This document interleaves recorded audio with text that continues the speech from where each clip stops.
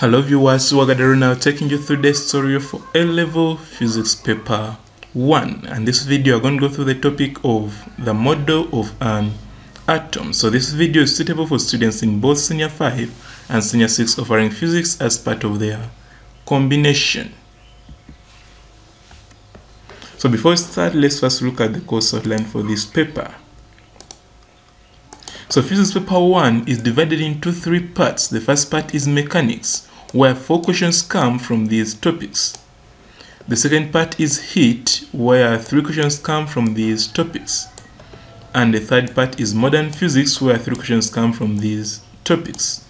So we have already looked at the first part, which is radioactivity, and the second part, which is photoelectric emission, and now we are going to look at the third part, which is the model of an atom.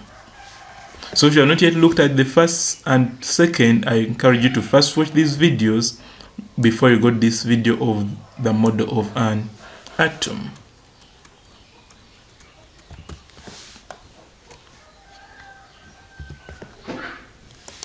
So in this video, I'm interested in the worked examples found in this book, so we shall mainly concentrate on the calculation bit of it, but the notes and further trial questions of physics paper 1 entirely are available in this book, Mastering A-level Physics paper 1. So if you need a copy, you can contact the author on any of these 2 contacts.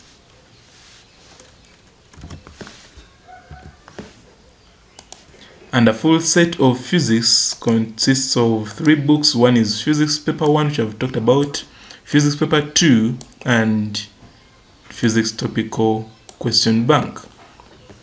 If you also do principal math, there are 3 books. One is math paper 1, math paper 2, and math topical question bank.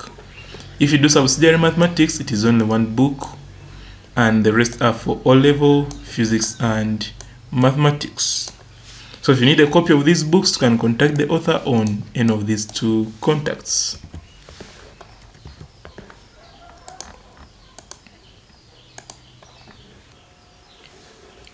So now we shall start our topic, the model of an atom. And one of the terms we need to know is what we call a Bohr atom. So what is a Bohr atom?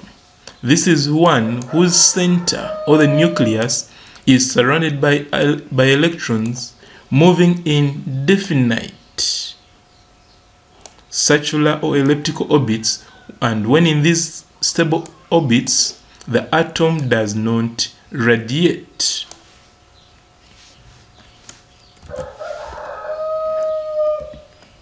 So radiating means emitting energy.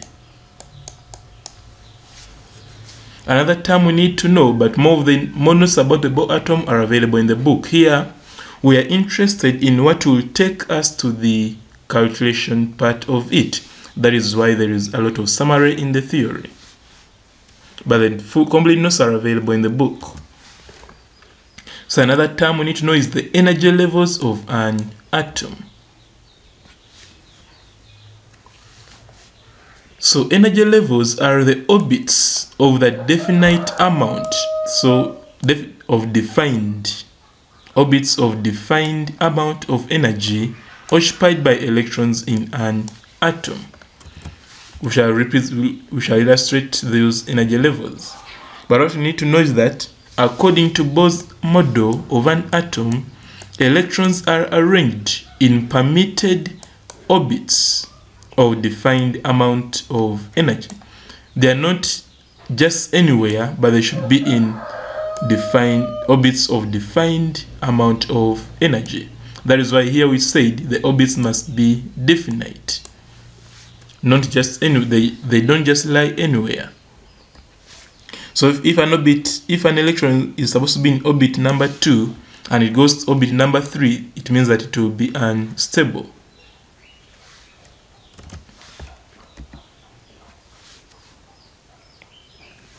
So these orbits are what we call energy levels of the atom. So energy levels. This word is very vital and we are going to use it more in the calculations.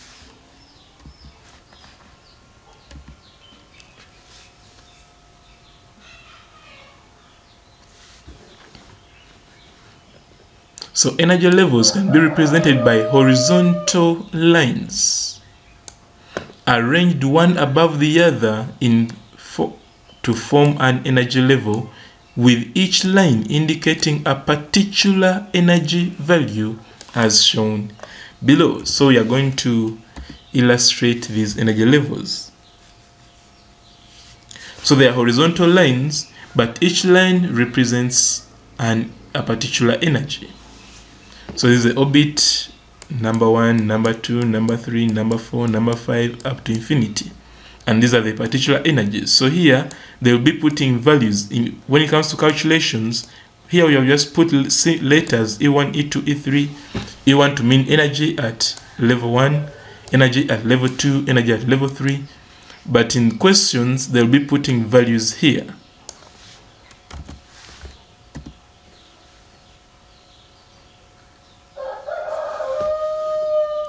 So level 1 or orbit 1 is what we call the ground state, and these are called the excited states. Excited is when an orbit jumps from one orbit to another. They are to be excited. But more notes about that will be found in the book. Here we are interested in what can take us to the calculation. So an electron can jump from one energy level to another by gaining or losing energy. For example, it can jump from energy level 2 to energy level 1, or energy level 3 to energy level 1, or energy level 4 to energy level 1. And in that it will have emitted UV radiations. Similarly, if it jumps from energy level 3 to 2, energy level 4 to 2, or energy level 5 to 2, it will have emitted visible radiation. So if it jumps from any other level and it settles at energy level 2, it will be visible radiation. So this is an example of the energy level of a hydrogen atom. So if it jumps from any other level to energy level 1, it is UV radiation. Any other level to energy level 2, visible radiation. And any other level to energy level 3, it will be infrared.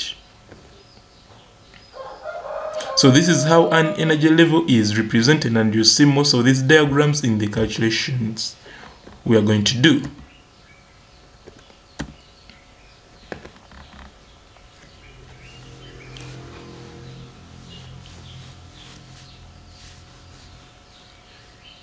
So according to Bohr's postulate or his conclusions, when there is an electron jump, so this should be an electron jump from one orbit of energy level say 2 to another of lower energy level say 1, the energy difference is emitted as one quantum.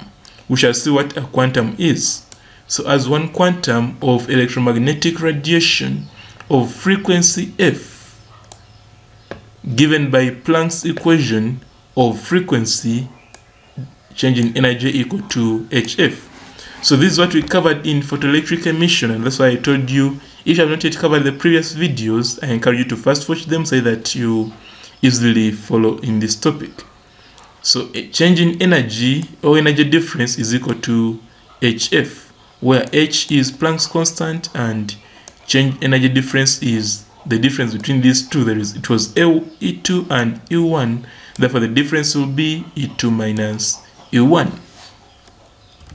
If it was from E3 to E1, the difference would have been E3 minus E1. So here what to put here is given in the question. For example, they can say it jumps from energy level 4 to energy level 2.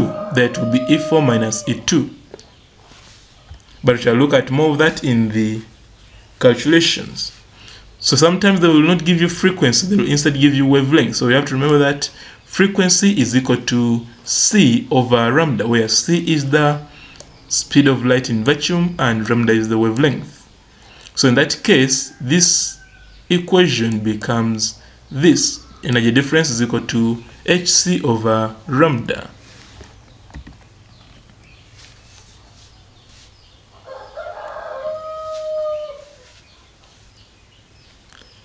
So what we should need to note is that all levels have negative values. So in the calculations, you will realize one thing, that in the diagram they will draw, the values which they will put this side will all be negative.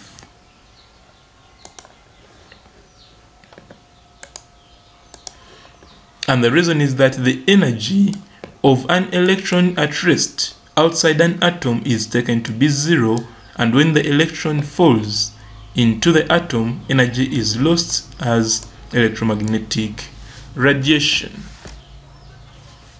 So also this quantum was also seen in the photoelectric effect, so you can go through that video and find out more about it, quantum theory. That is where this expression comes from. So there are some terms which you need to know in this topic. One is excitation energy. So they can give you energy levels and they ask for excitation energy. So this is the energy needed to remove an electron from an atom in its ground state. We already saw that energy level 1 is the ground state, to a higher energy level. Higher energy level is what we call the excited state. It can be 1, it can be energy level 2, 3, 4, and so on up to infinity. So they will specify the energy levels in the question. The another one is what we call ionization energy. So this is the energy required to remove an electron from one atom in its ground state to infinity. So here, in ionization energy, the energy levels are specified. One is ground state, which is energy level 1, another one is infinity. So that means that when they ask for ionization energy, they will not specify the energy levels. It will be you to remember that ionization energy means from ground state to infinity, as we shall see in the calculations, where there is no influence of the nucleus. Then another term is what we call the excitation potential of an atom. This is the potential required to raise an atom from its ground state to an excited state. So this one here, we saw excitation energy, we also have excitation potential. Similarly, just like we have ionization energy, we also have ionization potential.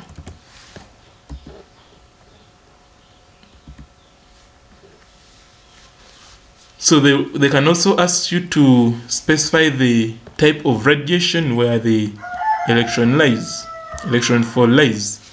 So in this, you need to know the spectrum and the spectrum ranges. So electromagnetic waves are due to electric and magnetic vibrations. And examples of this can include, some of them you have seen them, visible radiation. And these are radiations which affect the sensation of vision. Another one is infrared radiations, and these are the ones which cause heat. Another one is UV radiations, and these are the ones which cause chemical action. And a complete spectrum can be drawn as follows. So this spectrum is needed because it will help you to specify which type of radiation has been emitted during an electron fall from one level to another, or jump from one level to another. So these are what we call the wavelengths, and they are in centimeters. And this is the direction of decreasing wavelength and increasing wavelength. So the one with the smallest wavelength is gamma rays, followed by X-rays, followed by UV radiation, followed by visible spectrum, followed by infrared, and followed by radio waves. So for us, our interests are mainly on these three, or UV, visible, and infrared. That means that you have to be keen with these ranges. If the value you have got lies in this range, then it is UV. If it lies in this range, then it is visible. And if it lies in this range, then it is infrared.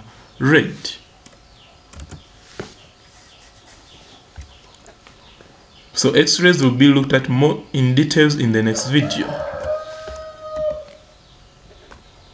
So with that, we shall go through some of the questions. Question 1 came from UNEB 2019 paper 1 question 9D Roman 2 and says some of the energy levels in the Mercury spectrum are as shown.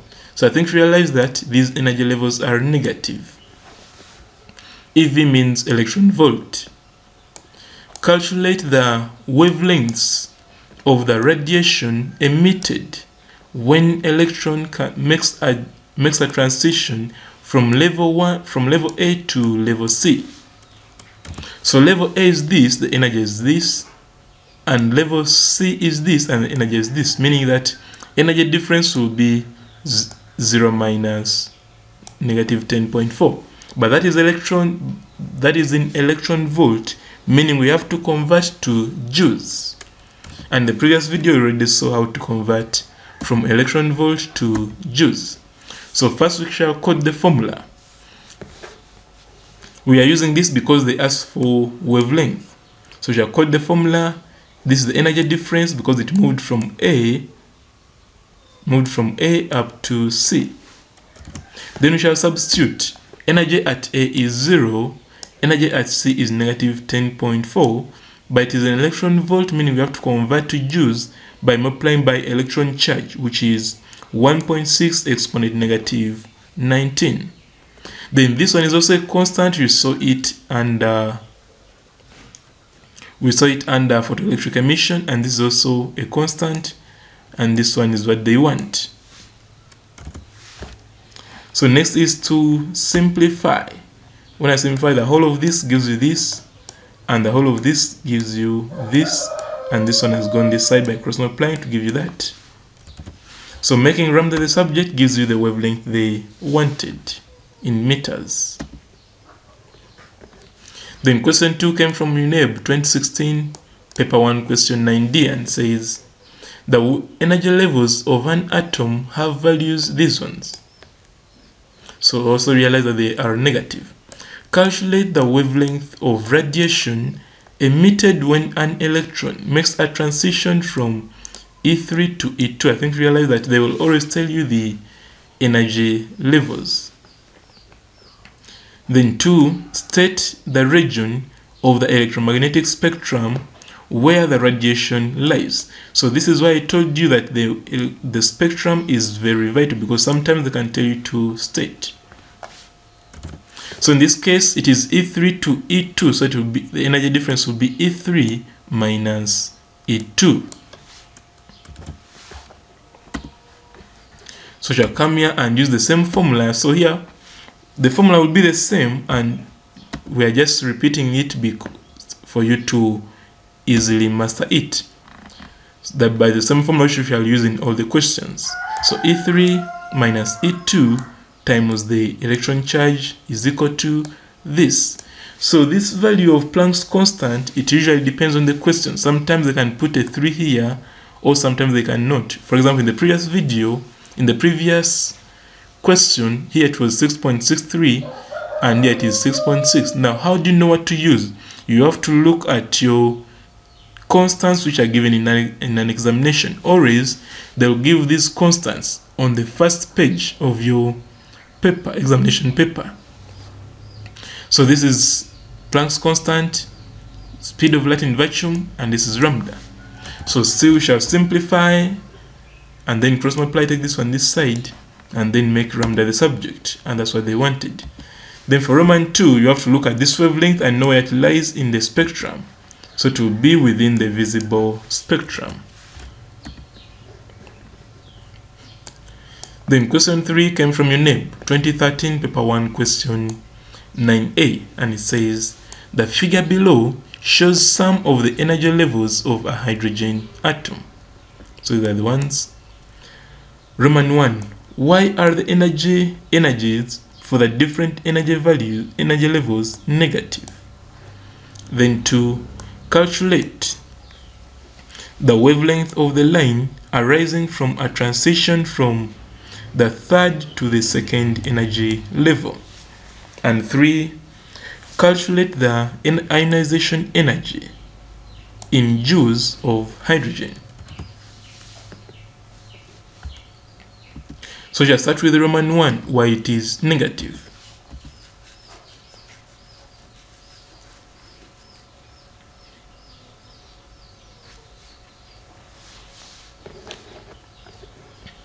So the energies for the different energy levels are negative because electrons are bound to the nucleus of the atom. That means that work must be done to remove the electron from the atom to infinity, where the energy is considered to be 0. And this work is done against the attraction binding the electrons in the atom. So the work done is against the attraction, therefore it will be negative.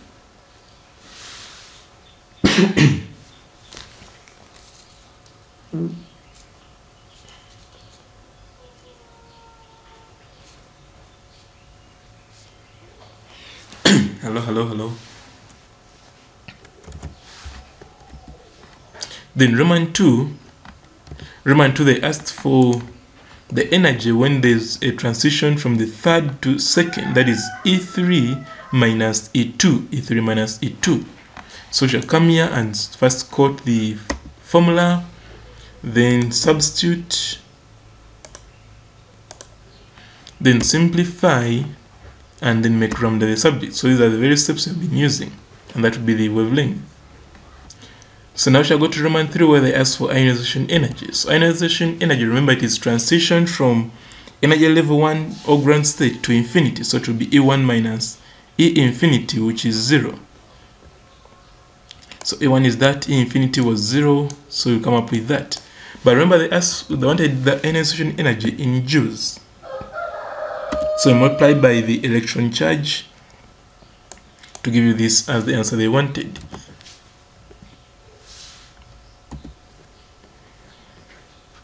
Then question 4 came from UNEB 2001, paper 1, question 10A, Roman 2, and says, the figure above shows the energy levels of neon. So this is the figure they meant. Determine the wavelength of radiation emitted in an electron transition from E4 to E3. So E4 to E3, that will be this minus that. And in what region of the electromagnetic spectrum does the radiation lie? So E4 minus E3 is equal to that. Then substitute, simplify, and get the value. And that's what they wanted. Then question 5 came from UNEB 1996 for 1, question 8b, and it says, the figure below shows some of the energy levels of a neon atom. In what region of the electromagnetic spectrum does the radiation emitted in transition from E3 to E2 lie? So you have to first get the wavelength for you to know the type of radiation. So you can quote the formula, substitute, simplify, and make from the subject.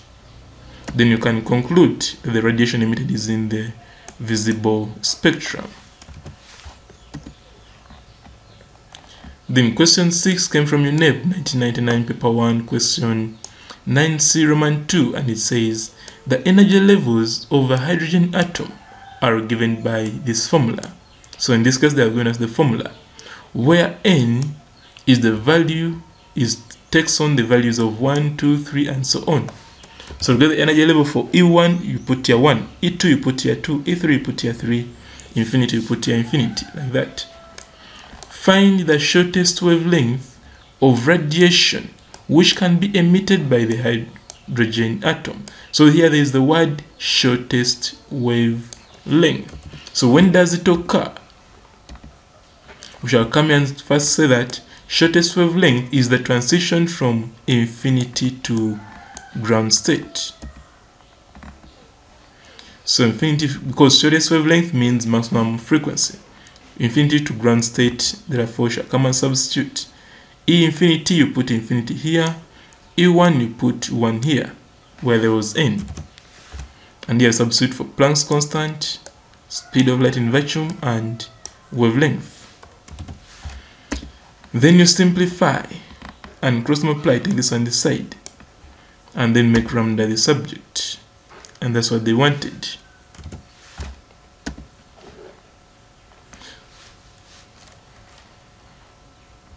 So we have been dealing with energy levels. Now we shall go to what we call closest distance of approach of an alpha particle to the nucleus.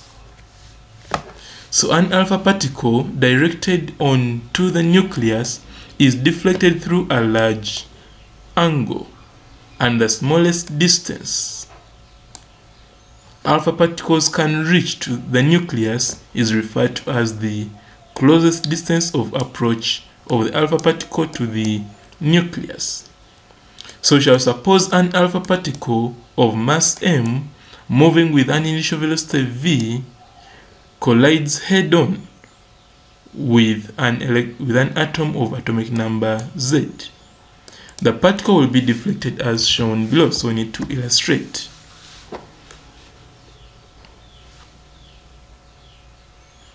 So that is the nucleus at the center, this is the empty space. Therefore the alpha particle will come, reach somewhere and change direction. So this distance in between is what we call the closest distance of approach of the alpha particle to the nucleus.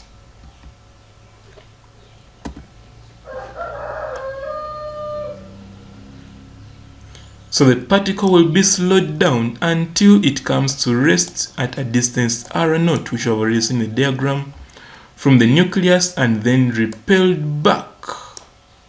And in this case, r0 is what we call the closest distance of approach. So how can we get that r0? You have to remember that at r0, the kinetic energy of the alpha particles is converted to potential energy of the nucleus alpha particle system, nucleus of the other atom we saw, and the particle. So the atom can be hydrogen, mercury, or any. Now if E is the magnitude of the electronic charge, it implies that the charge on the alpha particle will be 2e, because alpha has a symbol this.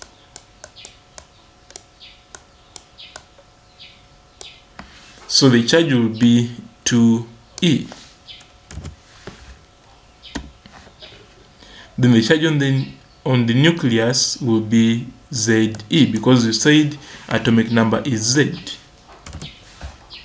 So that means that at r0, this kinetic energy of the alpha particle will be equal to the potential energy of the system, nucleus alpha particle system. So we can substitute for kinetic energy, it is half mv squared, and this one is Q1 Q2 over 4 pi epsilon naught r. So we saw this formula under electrostatics. I believe you're aware of it.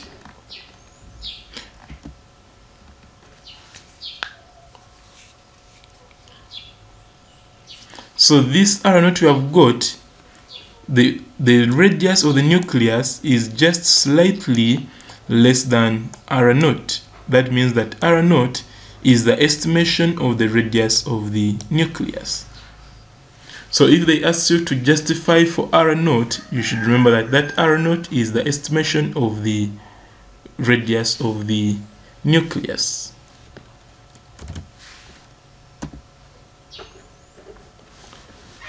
So question 1 came from UNEB 2017 paper 1 question 10c and says a beam of alpha particles of energy this is incident normal to the gold foil.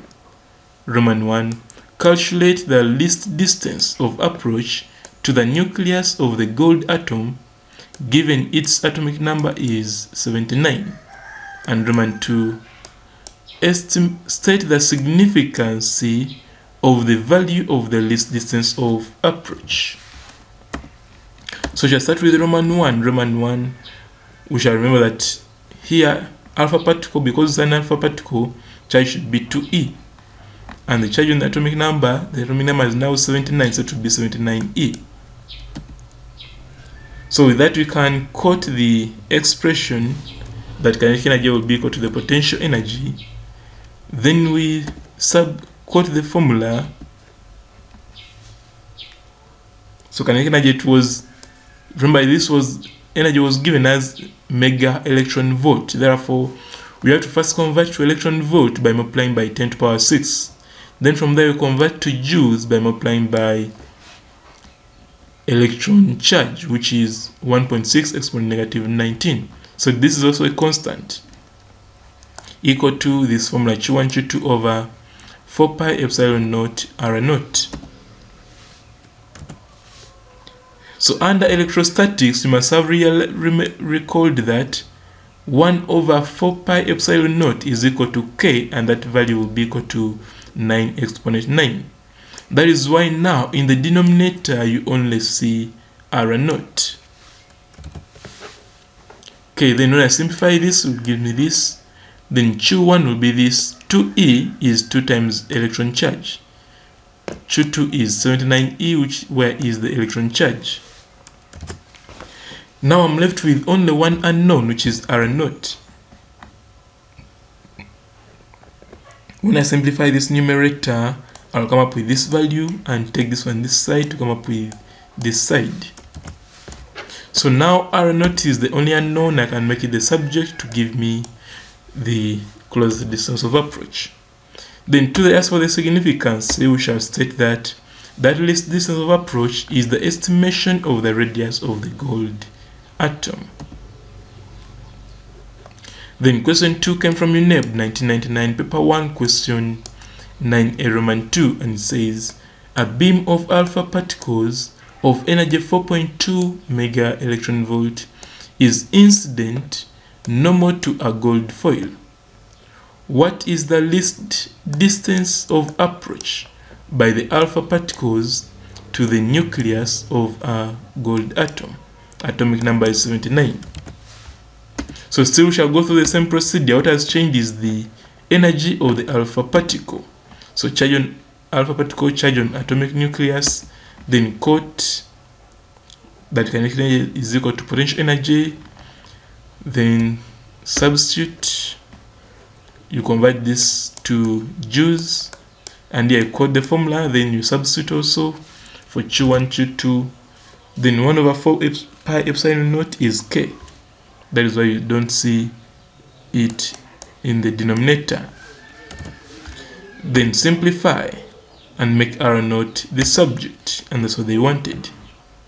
So it's similar to the one we have just seen in question 1. Then question 3 came from UNEB 2010, paper 1, question 10, Roman 2, and says, in a head-on collision between an alpha particle and a gold nucleus, the minimum distance of approach is this. Calculate the energy of the alpha particle in mega electron volt. Atomic number of gold is 79. So here now they are giving us the minimum distance, and they ask for the energy of the alpha particle. So still we shall first get the charges on each, then quote the formula that kinetic energy is equal to potential energy.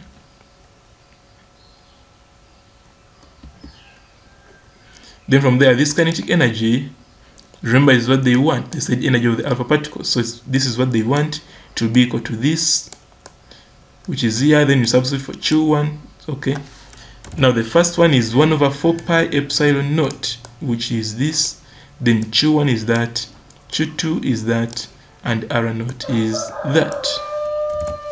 So when I simplify, I'll come up with this in joules. But the question wants the energy in mega electron volt. That means that you divide by electron charge to convert it to electron volt, then again divide by 10 to the power 6 to convert it to mega electron volt, and this is the value they wanted.